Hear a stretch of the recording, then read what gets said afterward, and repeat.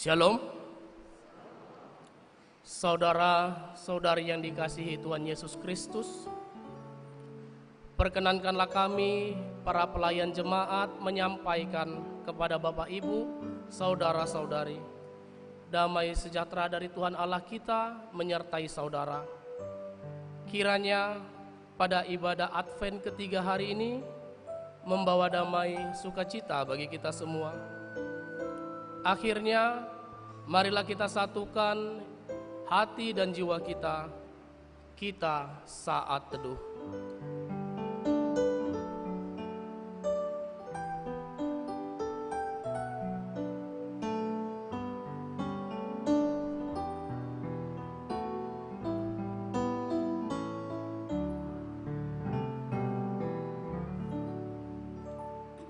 Amin.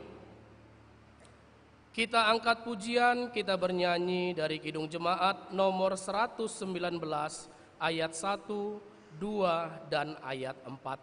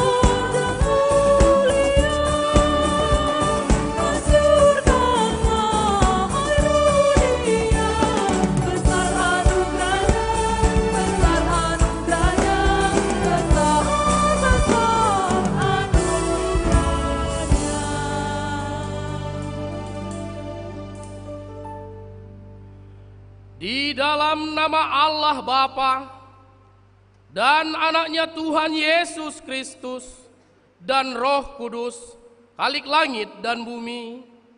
Amin. Angkatlah kepalamu, hai pintu-pintu gerbang, dan terangkatlah kamu, hai pintu-pintu yang berabad-abad, supaya masuk Raja Kemuliaan. Siapakah itu Raja Kemuliaan? Tuhan perkasa dalam perperangan. Angkatlah kepalamu, hai pintu-pintu gerbang, dan terangkatlah kamu, hai pintu yang berabad-abad, supaya masuk Raja Kemuliaan. Siapakah dia itu Raja Kemuliaan? Tuhan semesta alam, dialah Raja Kemuliaan. Haleluya.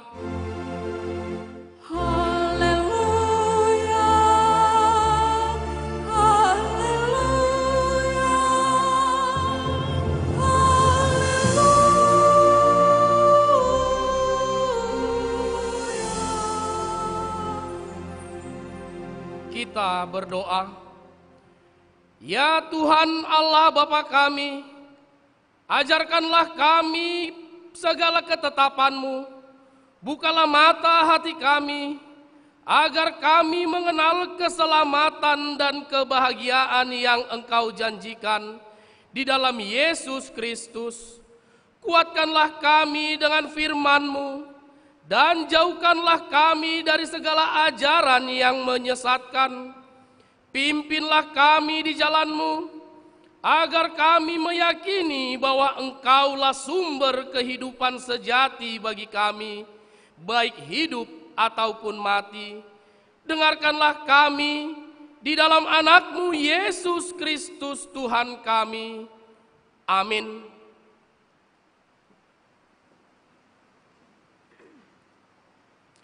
Kita angkat pujian, kita bernyanyi dari Kidung Jemaat nomor 295 ayat 1 tambah ayat 3.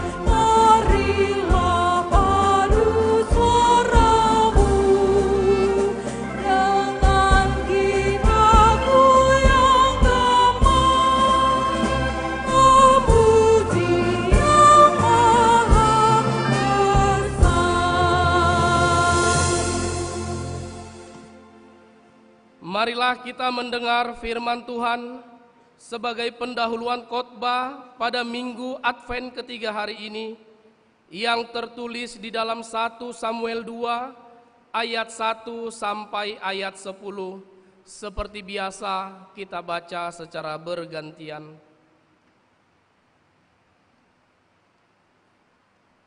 1 Samuel 2 ayat 1 sampai ayat 10. Beginilah firman Tuhan. Lalu berdoalah Hana, katanya, hatiku bersukaria karena Tuhan, tanduk kekuatanku ditinggikan oleh Tuhan, mulutku mencemoohkan musuhku, sebab aku bersukacita karena pertolonganmu. Tidak ada yang kudus seperti Tuhan, sebab tidak ada yang lain kecuali Engkau, dan tidak ada gunung batu seperti Allah kita. Janganlah kamu selalu berkata sombong, janganlah caci maki keluar dari mulutmu, karena Tuhan itu Allah yang Maha Tahu, dan oleh Dia perbuatan-perbuatan diuji. Busur pada pahlawan telah patah, tetapi orang-orang yang terhuyung-huyung pinggangnya berikatkan kekuatan.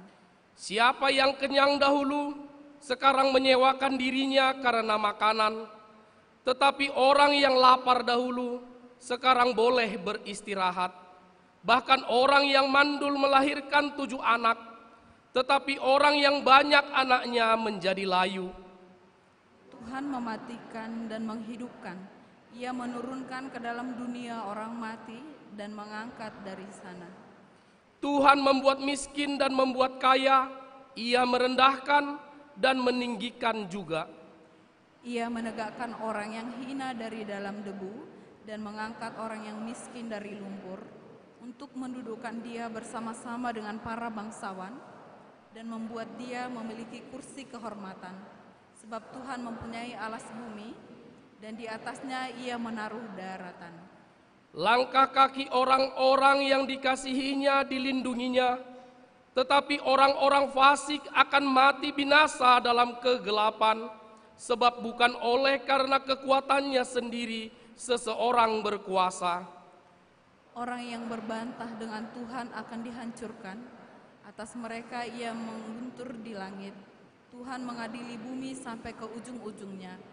Ia memberi kekuatan kepada raja yang diangkatnya dan meninggikan tanduk kekuatan orang yang diurapinya. Sampai sedemikian firman Tuhan. Berbahagialah setiap orang yang mendengar firman Allah, yang menghayati serta mengamalkannya. Amin. Kita angkat pujian, kita bernyanyi dari Kidung Jemaat nomor 41 ayat 4 dan ayat 6.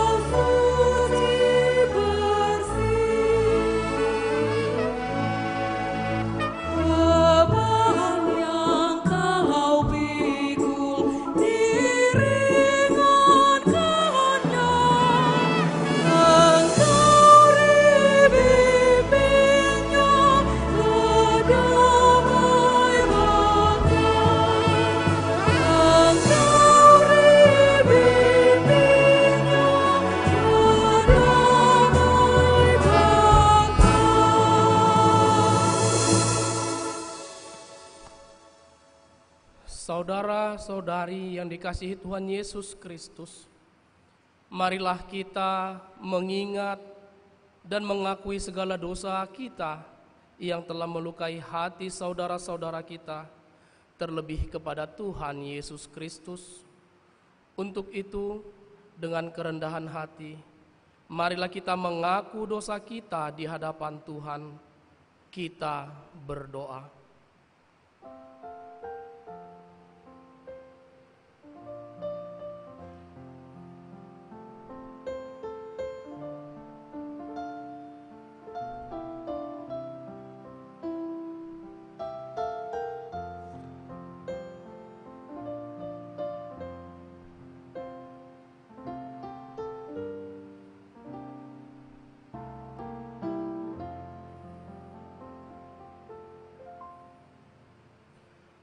Bapa kami yang di surga yang maha kudus, kami tiada layak datang ke hadapan-Mu, karena kami senantiasa bergelimang dengan dosa, karena pikiran dan perbuatan kami senantiasa bertentangan dengan kebenaran-Mu.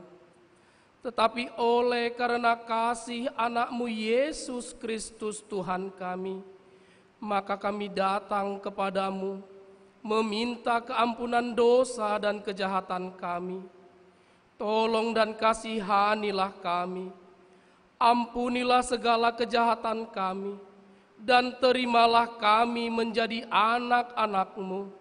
Ya Roh Kudus, terangilah jiwa dan pikiran kami, agar kami dapat memilih apa yang berkenan kepadamu, dan menjadi anak-anak yang setia, menyaksikan Yesus Kristus Tuhan dan Juru Selamat dunia. Amin. Janji Tuhan tentang pengampunan dosa. Jika kita mengaku dosa kita, maka Ia adalah setia dan adil, sehingga Ia akan mengampuni segala dosa kita dan menyucikan kita dari segala kejahatan. Segala kemuliaan bagi Allah di tempat yang maha tinggi. Amin.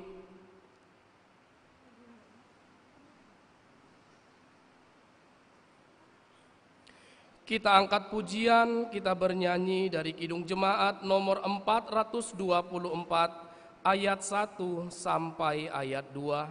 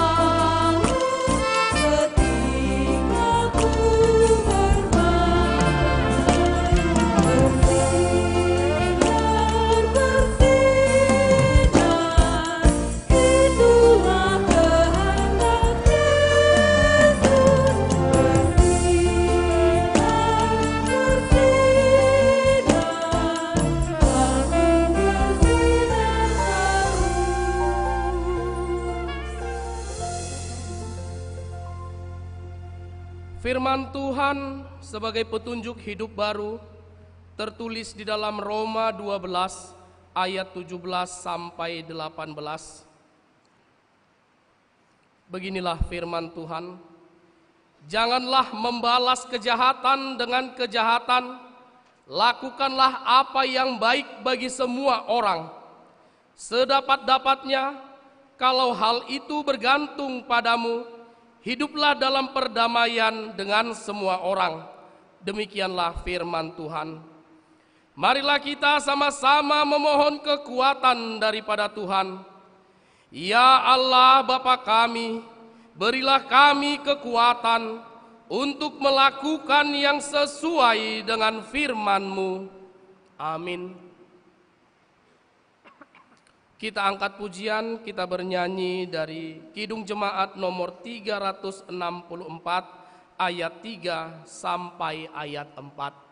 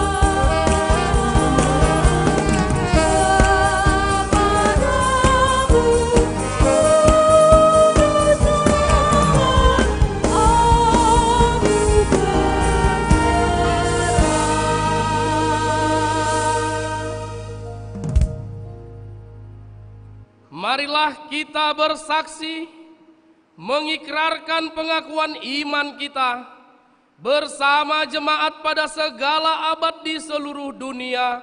Kita bersama-sama mengucapkannya. Aku percaya kepada Allah Bapa yang Maha Kuasa, Khalik langit dan bumi.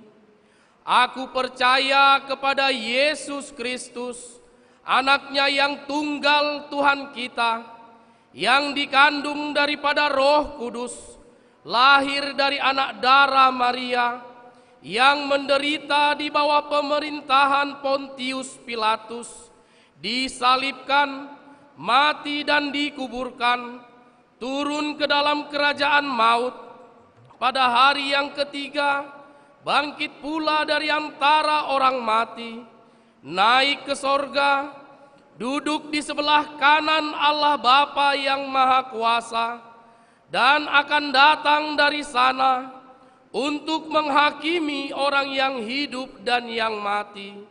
Aku percaya kepada Roh Kudus, gereja yang kudus dan am, persekutuan orang kudus, pengampunan dosa, kebangkitan daging, dan hidup yang kekal. Amin.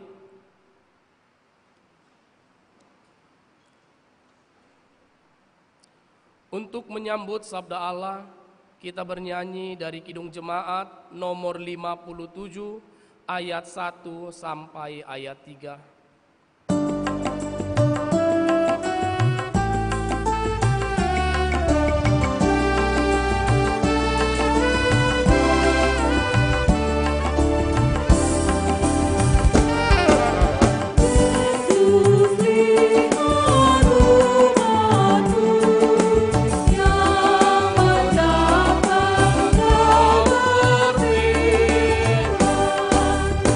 Dan arah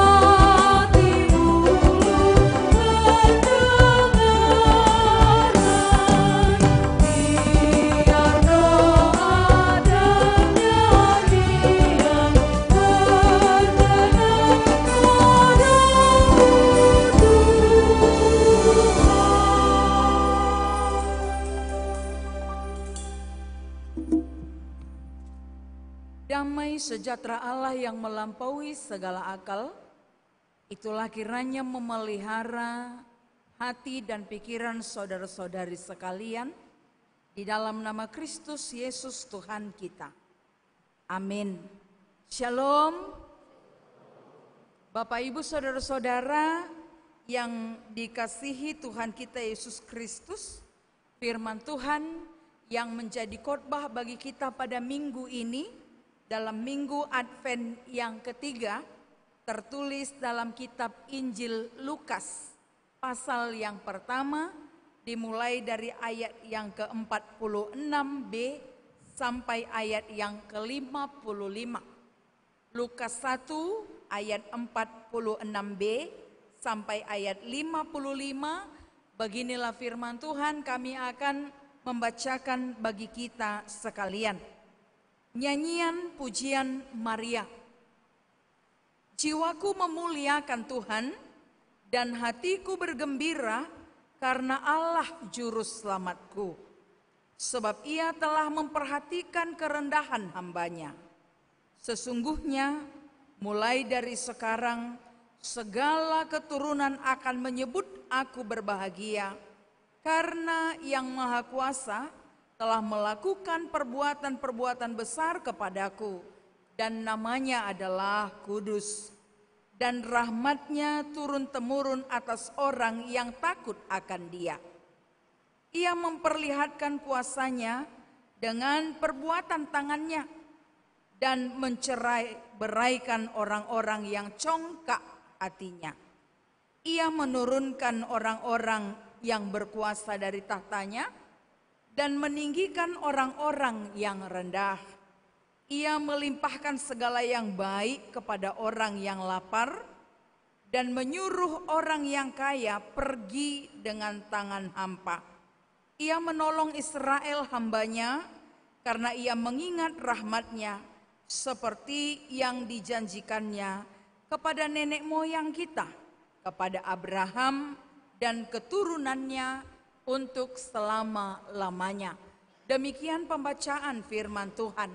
Bapak Ibu saudara-saudara yang dikasihi Tuhan kita Yesus Kristus, ada kisah seorang pemuda yang tidak percaya kepada Allah. Dia sedang melakukan sebuah perjalanan dengan kapal. Ketika ia berada dalam kapal tersebut, tiba-tiba datanglah ombak yang besar dan menerpa kapal mereka. Sehingga semua orang yang ada di dalamnya menjadi panik dan mulai berdoa, memohon kekuatan, memohon perlindungan, memohon keselamatan dari Tuhan. Si pemuda itu sendiri tak pernah berdoa, bahkan tidak percaya dengan adanya Tuhan. Tapi karena ombak semakin besar dan ganas, membuat hati pemuda itu menjadi semakin ketakutan dan kehilangan pegangan dalam hidupnya. Dia berpikir kematian akan datang padanya. Dia berpikir bahwa segala sesuatu tentang dirinya akan berakhir pada saat itu. Maka ketika saat itu dia perhatikan di kiri kanannya, dia melihat orang-orang yang ada bersama dia dalam kapal yang sama. Mulai terdengar olehnya beberapa orang berdoa dan semakin sungguh-sungguh dalam doanya. Setiap orang yang ada di kapal itu berseru kepada Tuhan. Maka dia menyaksikan bagaimana ombak itu bukan berhenti pada saat orang-orang banyak itu berdoa, tetapi dia pun didorong oleh rasa ketakutan, didorong rasa kekhawatiran, kemudian dia memutuskan akan berdoa juga kepada Tuhan. Dan akhirnya dia berdoa demikian. Ya Allah, jika Engkau benar, Engkau pasti menepati janji-Mu. Ampunilah aku, sucikanlah hatiku yang kotor ini, selamatkanlah aku. Setelah ia berdoa, keajaiban terjadi. Badai itu menjadi reda dan ombak pun menjadi tenang. Pemuda itu sangat bersyukur sekali. Dia bersyukur atas kebaikan Tuhan yang dia tidak percaya. Dan dari tangan si pemuda itu yang merasakan keajaiban dan kebaikan Tuhan, terciptalah sebuah kidung pujian yang sangat indah. Pujian itu berbunyi dan sangat populer hingga saat ini. Pujiannya berbunyi, Amazing Grace, ajaib benar anugerah. Inilah pujian yang keluar dari hati terdalam oleh sang pemuda yang bernama John Newton. Benar bahwa puji-pujian merupakan respon terbaik dari setiap karya Allah yang nyata di tengah-tengah kehidupan kita. Pujian sering sekali mewakili isi hati seseorang.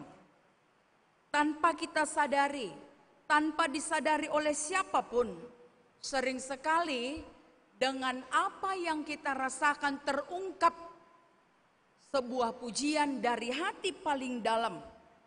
Oleh karena itu, sesungguhnya kita boleh melihat bahwa pujian yang keluar dari diri seseorang yang merasakan kebaikan, kemahakuasaan dan kebesaran Tuhan nyata di tengah-tengah kehidupannya, di dalamnya ada terdapat nada keagungan. Di dalam pujian itu terdapat nada keindahan dan ada nada penghormatan kepada Tuhan yang berkarya atas diri kita. Oleh karena itu sebenarnya tidak ada alasan bagi siapapun untuk tidak menaikkan pujian kepada Tuhan. Karena masing-masing orang ada saja yang menggerakkan hatinya dari dalam untuk menaikkan kidung pujian bagi Tuhan. Dalam khotbah kita pada minggu ini dituliskan pujian Maria yang memuji karya Allah yang besar atas hidupnya pun atas bangsanya Israel. Perikop ini dikenal dengan kidung pujian atau yang biasa disebut dengan sebuah Magnificat, yang di dalamnya adalah merupakan pujian tentang kebesaran dan kuasa Tuhan yang nyata di tengah-tengah kehidupan setiap orang percaya. Bapak Ibu saudara-saudara yang dikasihi Tuhan kita Yesus Kristus, perikop nyanyian atau kidung pujian Maria ini mengungkapkan tentang kemuliaan Tuhan, mengungkapkan sebuah kegembiraan, mengungkapkan sukacita yang dirasakan oleh Maria sebagai seorang perempuan yang dikaruniai dan diberkati oleh Tuhan. Meskipun kalau kita membaca secara keseluruhan apa yang dikaruniakan Allah kepada Maria itu ketika dia dipilih menjadi seorang perempuan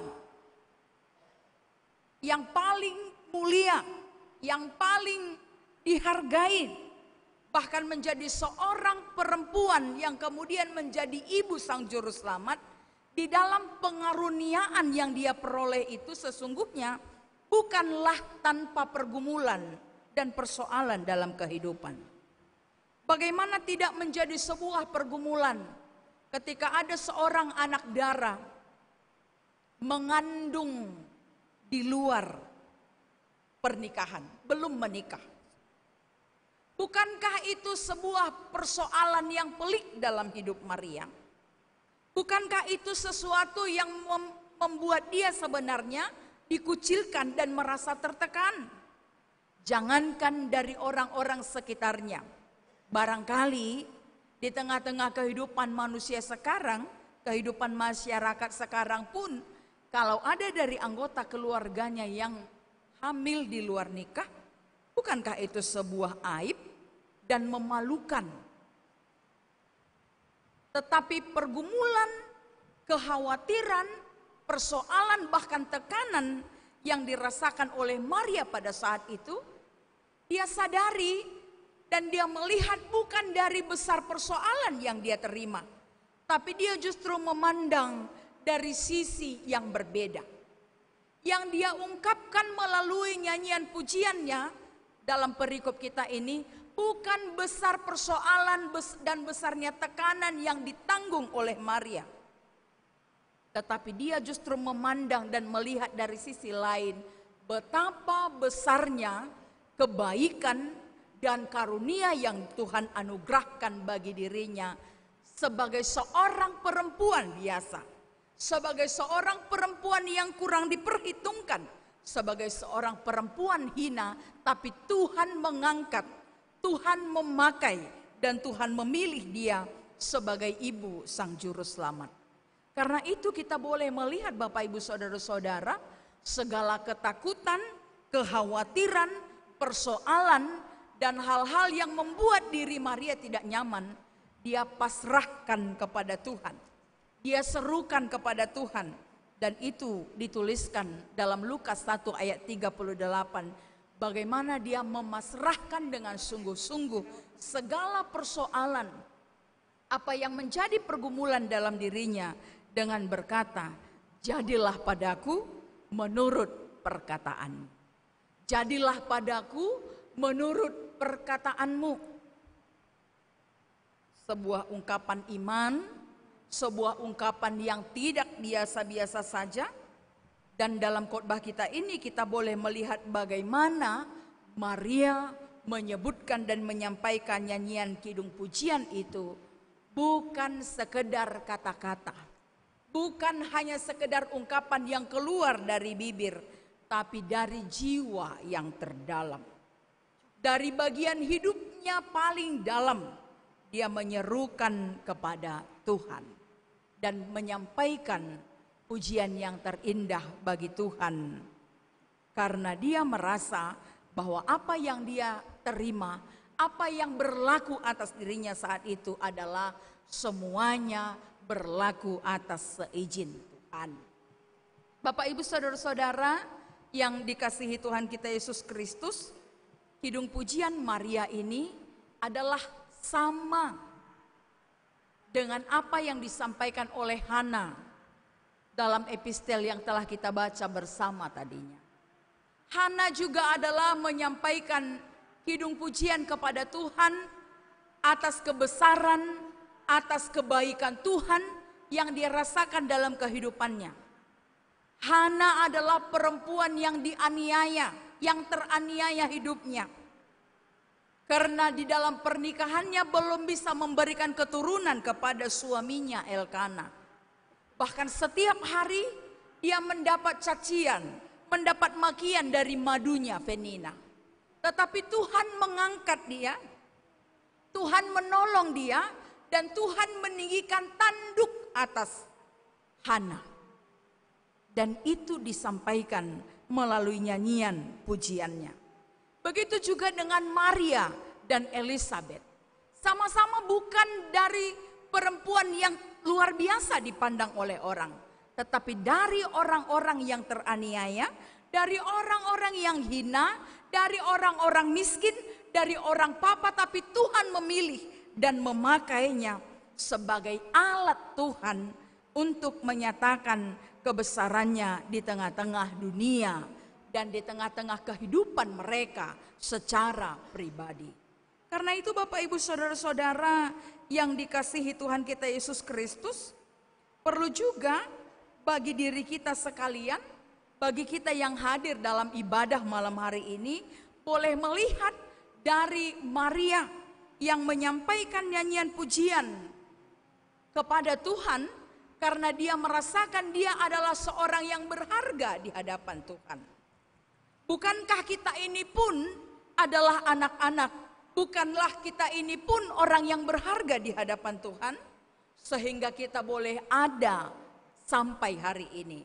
Bukankah kita ini pun adalah orang yang sudah Tuhan pakai juga sebagai alatnya untuk menyatakan kebesarannya di tengah-tengah kehidupan kita, sekalipun porsinya tidak sama seperti Hana, tidak juga seperti Maria, tidak juga seperti Elizabeth, tapi Tuhan memakai setiap kita dalam kehidupan kita melalui talenta kita, melalui profesi kita, dan masing-masing kita ini sebenarnya layak juga menaikkan kidung pujian bagi Tuhan yang Maha Kuasa itu. Oleh karena itu Bapak Ibu Saudara-saudara yang dikasihi Tuhan, melalui khotbah kita ini boleh kita melihat bagaimana Maria menyampaikan kidung pujiannya kepada Tuhan. Yang pertama adalah Maria menuturkan kebesaran dan kemahakuasaan Tuhan yang telah melakukan perbuatan besar kepadanya secara pribadi. Kemudian dia juga menuturkan melalui pujian tentang tindakan Allah sendiri yang merupakan suatu transformasi pada dunia, khususnya Israel pada saat itu. Apa yang disampaikan? Kita boleh melihat di bagian pertama adalah dalam khotbah kita ini, itu ada di dalam ayat ke-51. Ia mencerai-beraikan orang yang congkak hatinya. Sebutan lain untuk kata mencerai-beraikan adalah menghancurkan, adalah mengacaukan. Tuhan mengacaukan setiap perbuatan yang di dalamnya ada kecongkakan hati. Dan Tuhan mencerai-beraikan setiap jalan yang bengkok. Tuhan mencerai-beraikan setiap keirian hati. Tuhan mengacaukan setiap kesombongan dan dengki di tengah-tengah kehidupan orang. Oleh karena itu, kita perlu renungkan, berarti sesungguhnya yang Tuhan kehendaki adalah sebaliknya. Tuhan menghendaki ada rasa berbelas kasihan terhadap sesama. Kenapa? Berbelas kasihan tanpa memandang status orang. Sebab Tuhan sudah mengawali itu. Ketika Tuhan memilih Maria, bukan karena kehebatannya, tapi karena kepedulian Allah akan bangsanya. Karena kepedulian Allah akan manusia. Sehingga melalui Maria, apa yang dijanjikan Allah tentang Mesias yang telah lama dinanti-nantikan oleh bangsa Israel boleh nyata di tengah-tengah kehidupan mereka. Maka sesungguhnya itu adalah bukti solidaritas Allah kepada dunia. Bukti solidaritas Allah kepada manusia. Tuhan boleh memakai siapapun, Tuhan boleh memakai orang manapun, Tuhan boleh memakai status sosial bagaimanapun sebagai alat Tuhan untuk menyatakan kebesaran dan kemahakuasaannya di tengah-tengah dunia dan di tengah-tengah kehidupan kita ini. Oleh karena itu sebenarnya Bapak Ibu Saudara-saudara, ada tersirat sebuah tanggung jawab bagi orang-orang yang telah menerima itu di tengah-tengah kehidupannya.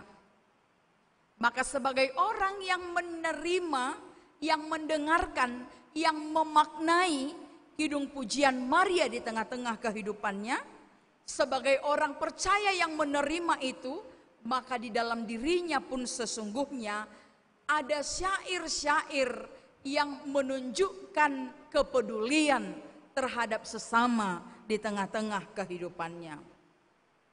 Pedulilah kepada orang yang mungkin tidak diperhitungkan oleh dunia.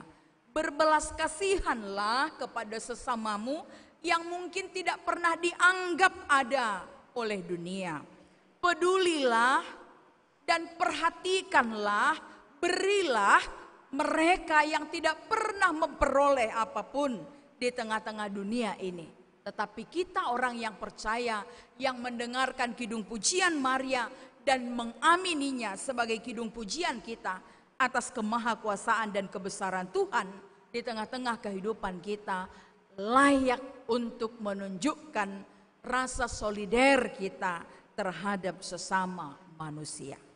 Yang kedua Bapak Ibu Saudara-saudara, dia juga menyampaikan, menunjukkan bagaimana kidung pujian itu disampaikan oleh Maria melalui khotbah kita ini dengan menuturkan apa yang diperbuat oleh Allah di tengah-tengah kehidupan Maria secara pribadi pun di tengah-tengah kehidupan bangsanya. Dia katakan, ia menurunkan orang-orang yang berkuasa dan meninggikan orang-orang yang rendah. Ini adalah merupakan suatu perubahan sosial, perubahan status di tengah-tengah kehidupan manusia. Artinya apa? Kalau perubahan sosial boleh terjadi, boleh berubah seizin Tuhan kapanpun. Kalau dalam hidup kita, sehari-hari kita boleh katakan, gak selamanya posisi seseorang itu berada di tempat paling atas. Gak selamanya kehidupan seseorang itu posisinya paling tinggi. Kadang kita katakan kadang di bawah, kadang di atas, kadang sedang-sedang. Artinya apa? Semuanya tidak ada yang kekal. Jabatan, status sosial, bahkan status ekonomi atau apa aja yang kita punya. Dengan seizin Tuhan, tidak harus menunggu waktu seperti yang kita atur, boleh berubah kapan Tuhan mau. Maria tidak pernah pikirkan di tahun berapa, pada saat usia berapa, statusnya berubah menjadi seorang perempuan paling berbahagia. Maria tidak pernah memperhitungkan, tidak pernah berpikir bahwa di situasi dan saat tahun berapa atau saat bagaimana dia boleh menerima, dia disebut menjadi orang yang paling bahagia turun-temurun. Dan kita pun tidak boleh dan tidak pernah memprediksi di usia berapa, di tempat mana, atau sebagai apa Tuhan merubah status kita dari lajang menjadi orang yang sudah berkeluarga, dari pengusaha sukses menjadi penguasa yang tidak sukses, dari orang sukses menjadi orang yang paling sukses, dan lain sebagainya. Status itu boleh berubah.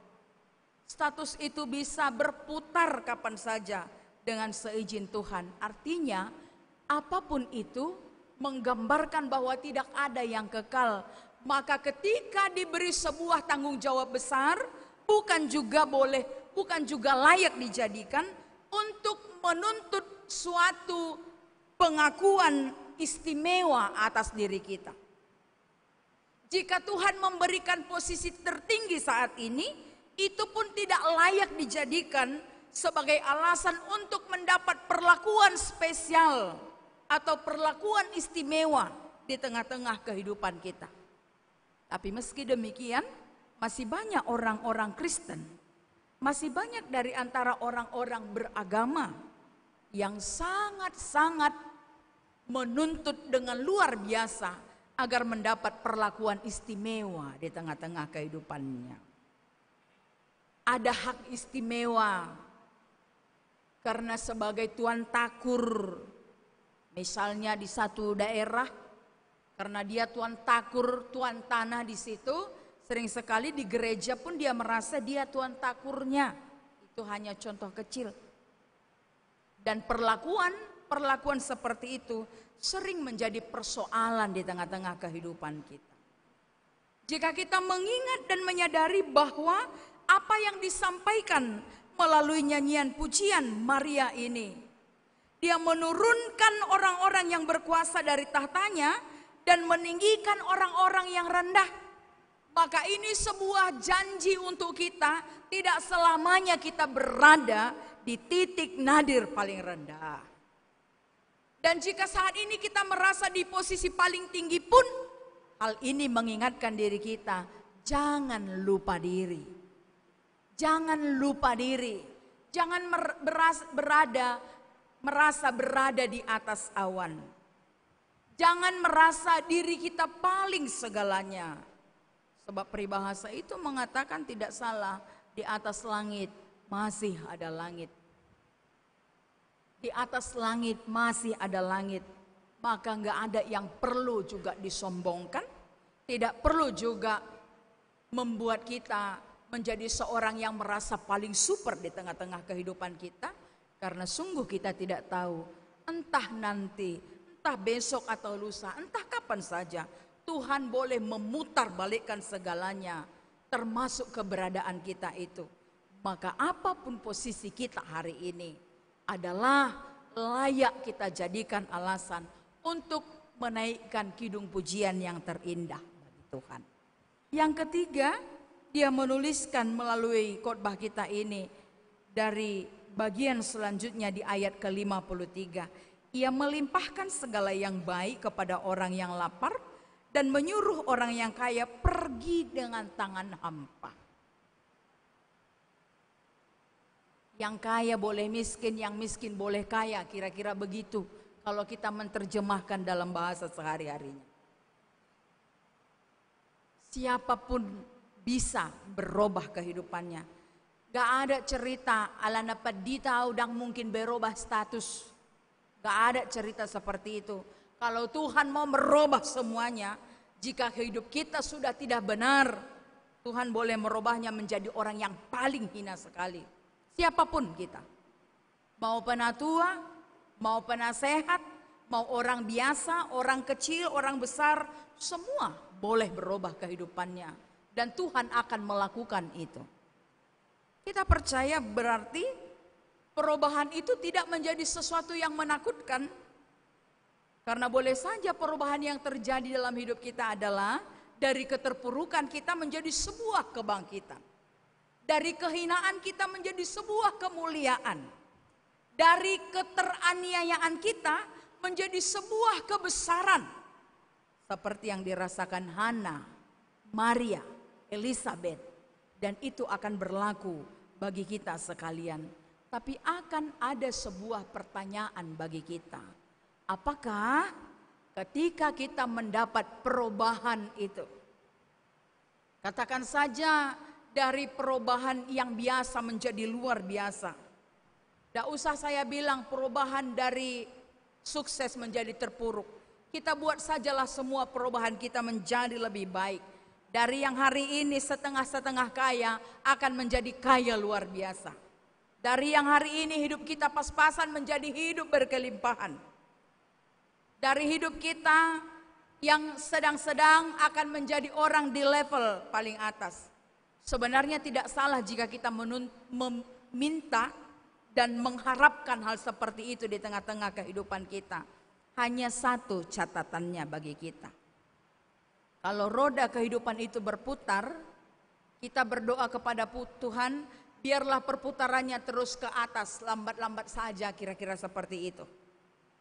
Tapi ketika roda itu berputar, hendaklah menjadi orang yang tidak lupa diri dan tidak melupakan Tuhan yang mengizinkan perputaran itu terjadi atas diri kita.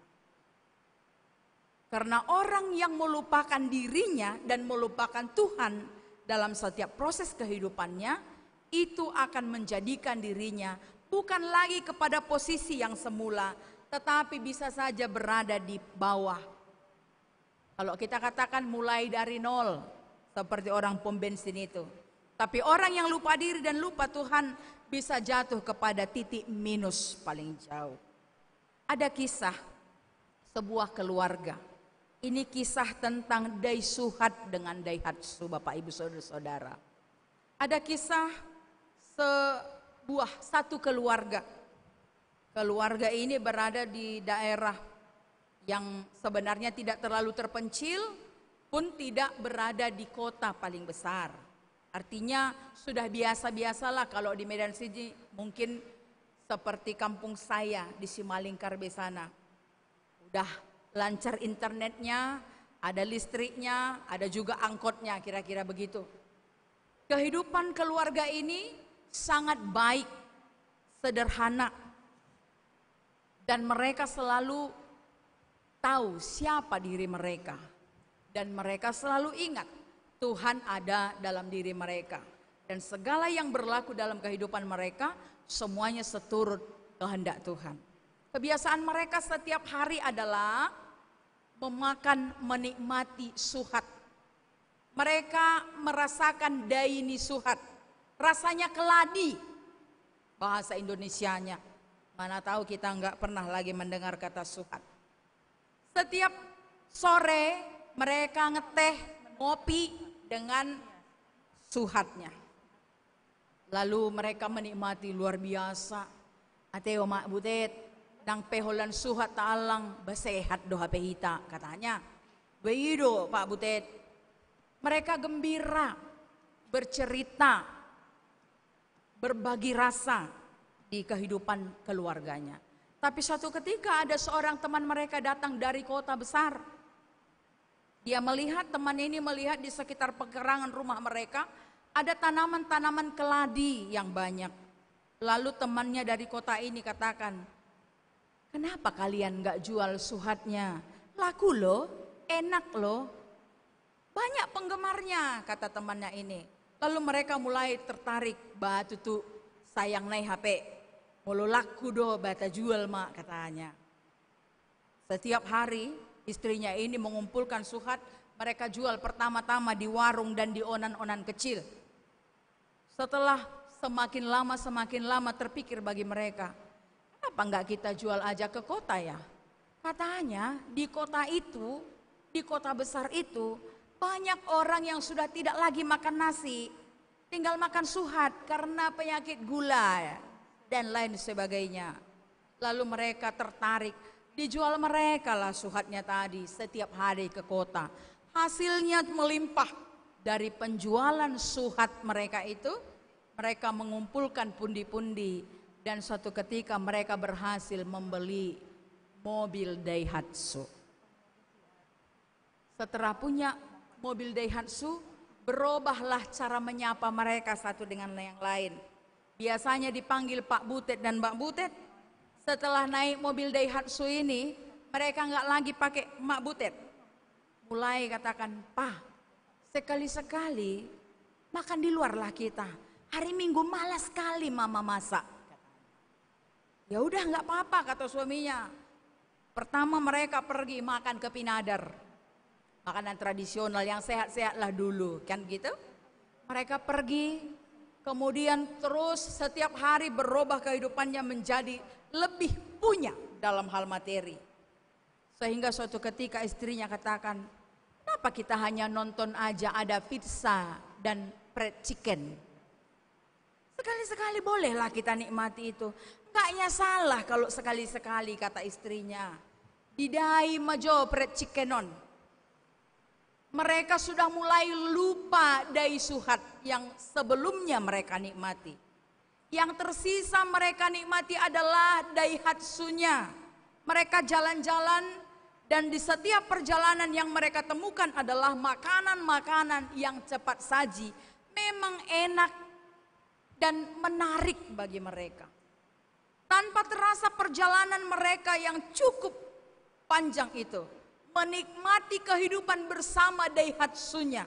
Sehingga lupa diri bahwa mereka boleh memiliki Daihatsu karena Daini Suhati. Mereka lupa itu, hampir lupa rasanya bagaimana. Maka lama-kelamaan mereka pun mengalamilah penyakit yang disebutkan tadi banyak diderita oleh orang-orang di daerah maju. Yang ada kolesterolnya dan gula darahnya. Lalu mereka kembali pikir, bah kenapa pula jadi kita yang jadi kolesterol? Kenapa pula kita yang jadi gula darah? Batalang mamusai suhati katanya. Kembalilah mereka makan suhat seperti semula. Apa yang mau kita lihat? Meskipun itu hanya sebuah anekdot. Tapi sungguh-sungguh ada kehidupan orang-orang Kristen di zaman sekarang pun sering sekali menjadi orang yang lupa diri. Seperti yang tadi mereka merasakan dai suhat. Tapi ketika mereka sudah merasakan rasa Daihatsu, nikmatnya, nyamannya, enaknya, mereka lupa diri. Bahkan mereka lupa Tuhan di tengah-tengah kehidupannya. Jangan-jangan ada kehidupan orang Kristen sama seperti itu hingga saat ini. Karena kesuksesan, keberhasilan, karena sukacita, karena kebahagiaan menjadi lupa menyampaikan nyanyian pujian kepada Tuhan. Di dalam dirinya hampir tidak pernah lagi mengungkapkan jiwaku memuliakan Tuhan. Tapi ketika ada derita, ada persoalan, dia katakan, jiwaku memuliakan Tuhan. Karena aku merasa Tuhan menolong aku. Karena aku merasa Tuhan mengulurkan tangannya. Tapi ketika dia kehidupannya baik-baik saja, dia pikir itu hanya sebuah usaha, perbuatan, hasil kerja keras yang dia lakukan dalam kehidupannya. Saudara-saudara yang dikasihi Tuhan kita Yesus Kristus, kalau tema kita minggu ini mengatakan jiwaku memuliakan Tuhan, di dalamnya terdapat sebuah ungkapan syukur yang mendalam.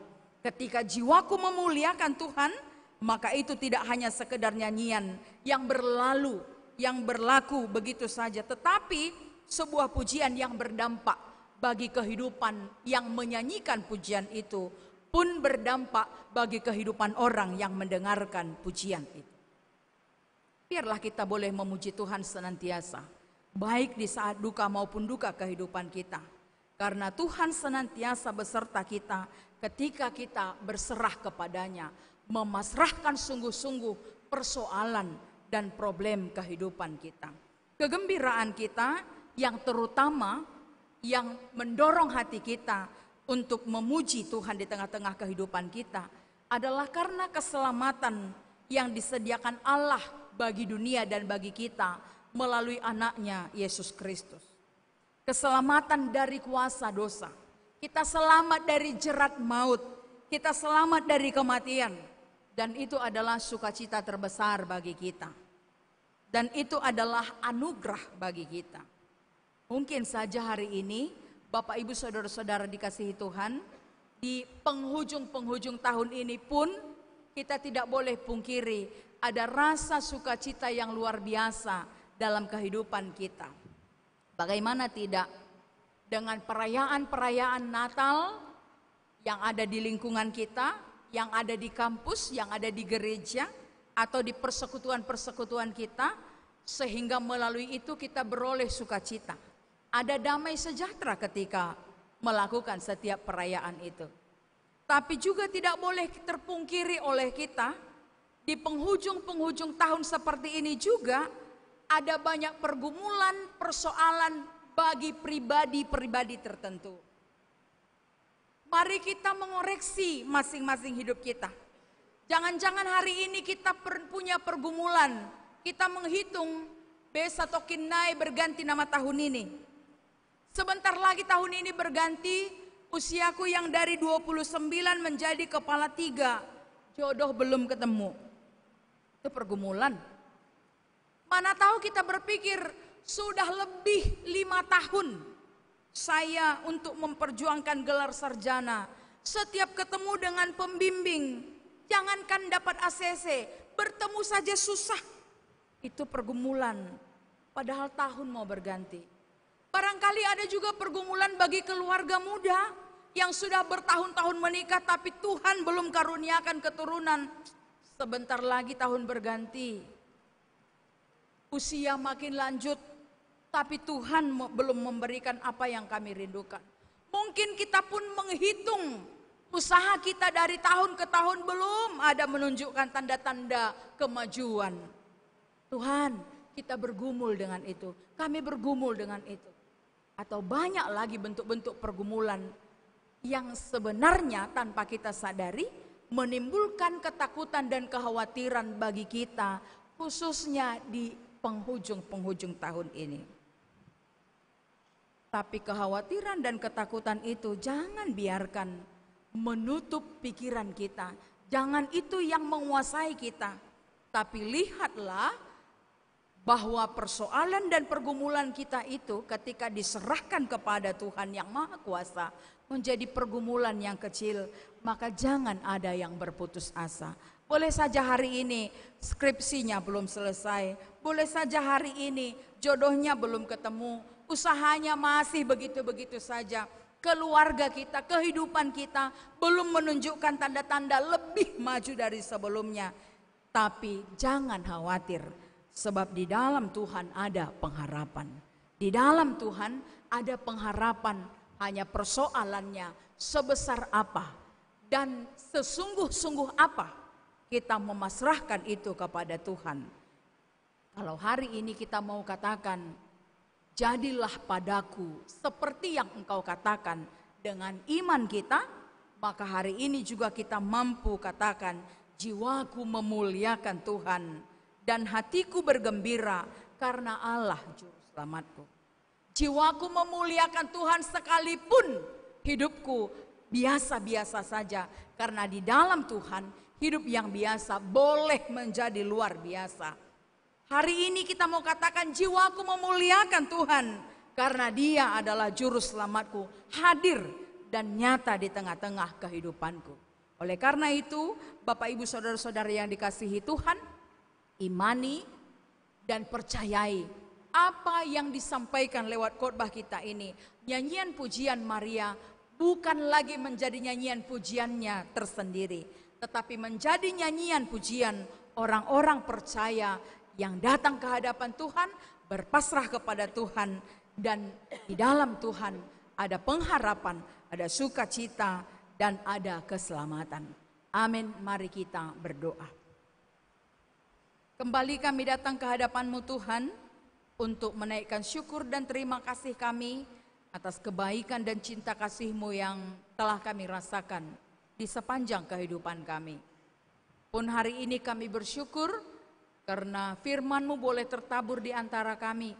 Biarlah kiranya firman-Mu itu menjadi rema dan pelita di tengah-tengah kehidupan kami ketika kami menapaki hari-hari kami, sehingga sungguh-sungguh dari hati kami terdalam boleh menyerukan nyanyian pujian terindah yang paling mengagungkan dan penuh hormat kepada Tuhan. Maka berkatilah sekalian kami yang hadir di tempat ini Bapa, seluruh jemaat Tuhan, seluruh pelayan Tuhan, setiap anak-anak Tuhan. Dan manakala pada kesempatan ini kami memiliki kerinduan tersendiri, kami percaya biarlah kerinduan kami itu dipenuhi oleh Tuhan di sepanjang kehidupan kami. Ampuni juga kami Tuhan akan dosa-dosa kami, agar kami layak di hadapan-Mu dan layak berseru sebagai anak-Mu yang Engkau kasihi dan layak menerima berkat daripada-Mu. Di dalam nama Kristus Yesus kami berdoa dan bersyukur. Amin.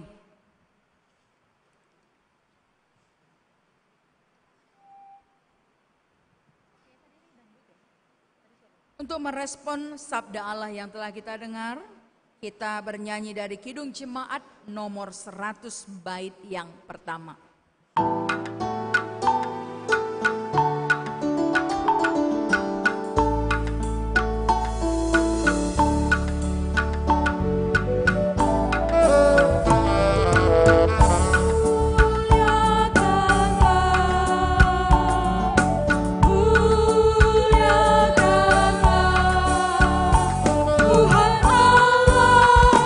Tuhan Allah Maha Tinggi.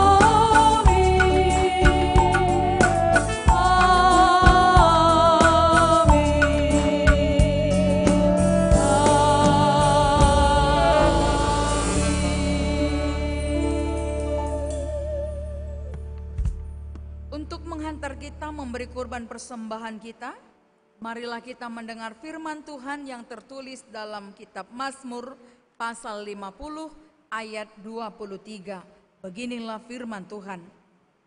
Siapa yang mempersembahkan syukur sebagai kurban, ia memuliakan aku. Siapa yang jujur jalannya, keselamatan yang dari Allah akan kuperlihatkan kepadanya. Kita mengumpulkan persembahan.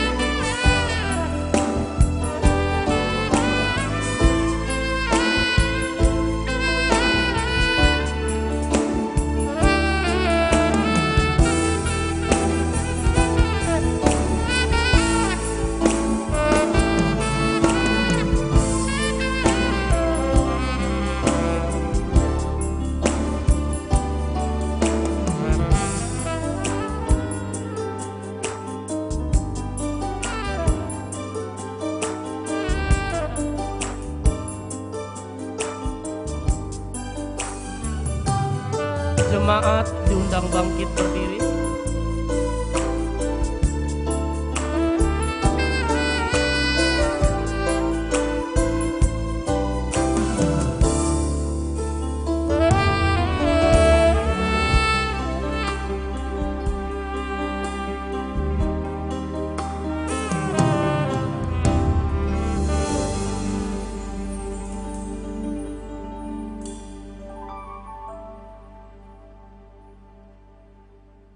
Marilah kita berdoa. Ya Allah Bapa kami yang ada di sorga, kami mengaku dengan setulus hati, Engkaulah sumber segala berkat dan karunia dalam hidup kami. Di sini kami mempersembahkan kurban syukur kami kepadamu. Terimalah persembahan umat-Mu dan berkatilah menjadi alat kesaksian, persekutuan, dan pelayanan jemaat-Mu ini. Jadikanlah hidup kami persembahan yang berkenan kepadamu, dan pakailah hidup kami untuk turut menghadirkan tanda-tanda kerajaan-Mu, kasih, keadilan, damai sejahtera, dan sukacita. Bukalah hati kami oleh Roh Kudus-Mu, agar kami senantiasa mengucapkan syukur kepadamu, di dalam nama Yesus Kristus Tuhan kami. Amin.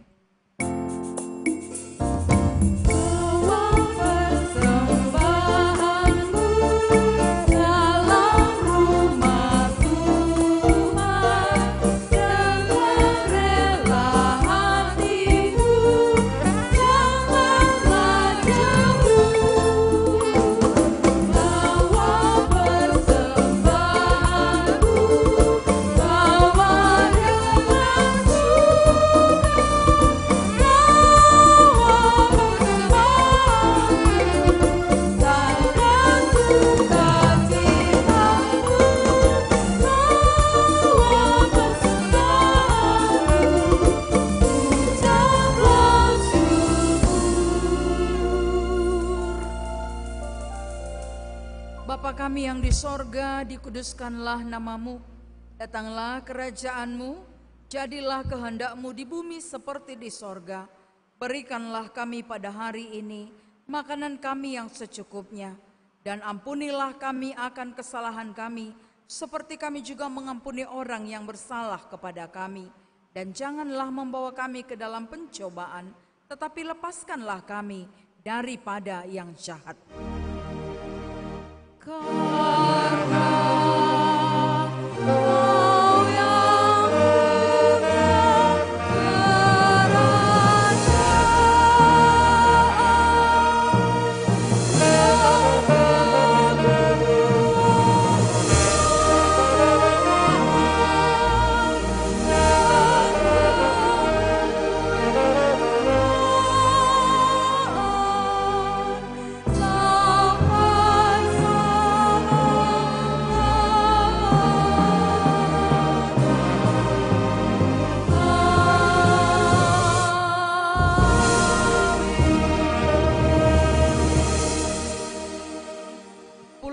punya sejahtera dan terimalah berkat Tuhan. Tuhan memberkati engkau dan melindungi engkau. Tuhan menyinari engkau dengan wajah-Nya dan memberi engkau kasih karunia. Tuhan menghadapkan wajah-Nya kepadamu dan memberi engkau damai sejahtera. Amin.